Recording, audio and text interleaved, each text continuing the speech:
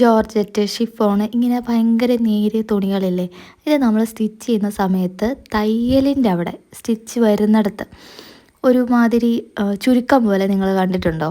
നമ്മൾ എത്ര തന്നെ ത്രെഡിൻ്റെ ടെൻഷൻ കറക്റ്റ് ചെയ്ത് കൊടുത്തെന്ന് പറഞ്ഞാലും പുതിയ സൂചി മാറിയിട്ടെന്ന് പറഞ്ഞാലും ചിലപ്പോഴോ ഈ പ്രശ്നം മാറാറില്ല. ഒരു പരിധി വരെയൊക്കെ നമ്മളത് ഹെൽപ്പ് ചെയ്യാറുണ്ട്. ത്രെഡ് ടെൻഷൻ കറക്റ്റ് ചെയ്ത് കൊടുക്കുന്നതും പുതിയ സൂചി ഇടുന്നതും ഒക്കെ ഒരു പരിധി വരെ നമ്മളെ ഹെൽപ്പ് ചെയ്യാറുണ്ട്. അപ്പം ഞാൻ എന്താണ് പറയുന്നതെന്നുള്ളത് നിങ്ങൾ ഈ വീഡിയോ ശ്രദ്ധിച്ച് നോക്കുമ്പോൾ നിങ്ങൾക്ക് മനസ്സിലാവും. അപ്പം നിങ്ങൾക്ക് കാണുമ്പോൾ തന്നെ അത് മനസ്സിലാവുന്നുണ്ടായിരിക്കും ഞാൻ പറഞ്ഞ കാര്യം. അതായത് കണ്ടില്ലേ, ആ തയ്യൽ പോകുന്ന വശത്ത് കണ്ടോ ചുരുങ്ങി ചുരുങ്ങി നിൽക്കുന്നത്. അപ്പോൾ ത്രെഡ് ടെൻഷൻ ഇതിൻ്റെ ഒരു ഭാഗം തന്നെയാണ് കേട്ടോ. നമ്മൾ ത്രെഡ് ടെൻഷൻ മാക്സിമം ഇങ്ങനെയുള്ള മെറ്റീരിയൽസിൽ, അതായത് ഭയങ്കര നൈസായിട്ടുള്ള മെറ്റീരിയൽസിൽ ത്രെഡ് ടെൻഷൻ അത്യാവശ്യം ലൂസാക്കി തന്നെ കൊടുക്കണം. എന്ന് പറഞ്ഞു കഴിഞ്ഞാൽ ഭയങ്കര ലൂസും ആയി പോകരുത് കേട്ടോ. ഒരുപാട് ലൂസായി കഴിഞ്ഞാൽ എന്ത് പറ്റുമെന്ന് പറഞ്ഞാൽ തയ്യൽ പിടിക്കത്തില്ല, ലൂപ്പ് പോലെ ഇങ്ങനെ കിടക്കും.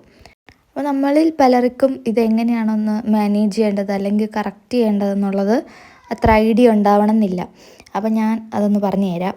അതായത് ത്രെഡ് ടെൻഷനും സൂചി ചേഞ്ച് ചെയ്തിട്ടും ഒക്കെ ഈ പ്രശ്നം ഫേസ് ചെയ്യുന്നുണ്ടെങ്കിൽ നിങ്ങൾക്ക് ചെയ്യാൻ പറ്റുന്ന ഒരു കാര്യമാണ് കേട്ടോ ഞാൻ പറയുന്നത്. അതായത് നമ്മൾ സ്റ്റിച്ച് ചെയ്യുന്ന ടൈമിൽ നമ്മുടെ ക്ലോത്തിൻ്റെ ബാക്കിൽ നമ്മൾ ഇതേപോലെ ഒന്ന് ഒരു ചെറിയ പ്രഷർ കൊടുക്കുക. അതായത് തള്ളവിരൽ കൊണ്ടിട്ട് ബാക്കിലൊരു ചെറിയ പ്രഷർ കൊടുക്കുക. അപ്പോൾ ഇങ്ങനെ സ്റ്റിച്ച് ചെയ്യുന്ന സമയത്ത് നമുക്ക് ഈ ഒരു പ്രശ്നം പരിഹരിക്കാൻ വേണ്ടി പറ്റും. പക്ഷെ നമുക്ക് എപ്പോഴും ഇതുപോലെ ചെയ്യാൻ പറ്റി എന്ന് വരത്തില്ല. അതുമല്ലെങ്കിൽ നമ്മളെപ്പോഴും ഇങ്ങനെ പിടിക്കുന്ന സമയത്ത് നമുക്ക് ആ കറക്റ്റ് സ്റ്റിച്ചിങ്ങിൻ്റെ ഒരു കംഫർട്ട് സോൺ ഉണ്ടല്ലോ, അതൊക്കെ പോകും. എനിക്ക് പേഴ്സണലി അങ്ങനെയാണ്. ഇങ്ങനെ പിടിക്കുന്ന സമയത്ത് ചിലപ്പോഴെങ്കിലും ഞാൻ കൈ വിട്ടു പോകും. അപ്പോൾ ആ കൈ വിടുന്ന സമയത്ത് ഇതുപോലെ ചുളുക്കം വരും. അപ്പം മാനുവലി ഇതെങ്ങനെയാണ് കറക്റ്റ് ചെയ്യുന്നതെന്നുള്ളത് ഞാൻ കാണിച്ചല്ലോ.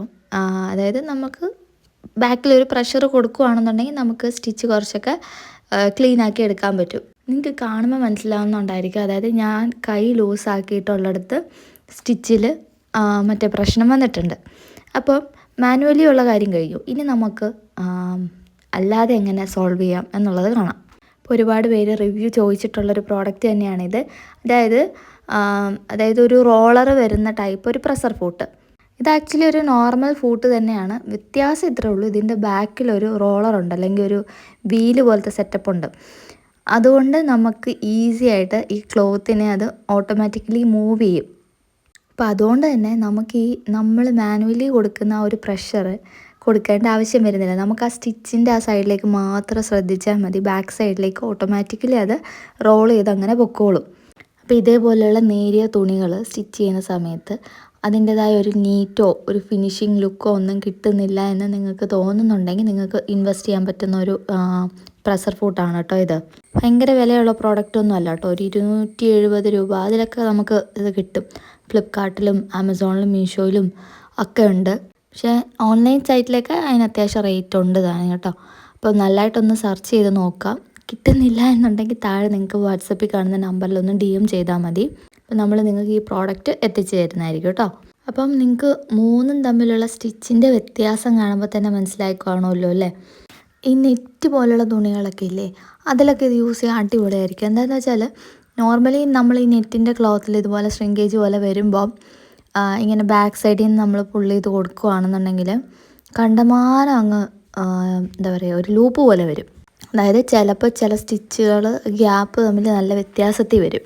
അപ്പോൾ നല്ല ഫിനിഷിങ് ചെയ്തെടുക്കാൻ വേണ്ടിയിട്ട് ഇത് നമുക്ക് ഒത്തിരി യൂസ്ഫുൾ ആയിട്ടുള്ളൊരു ടൂൾ തന്നെയാണ്.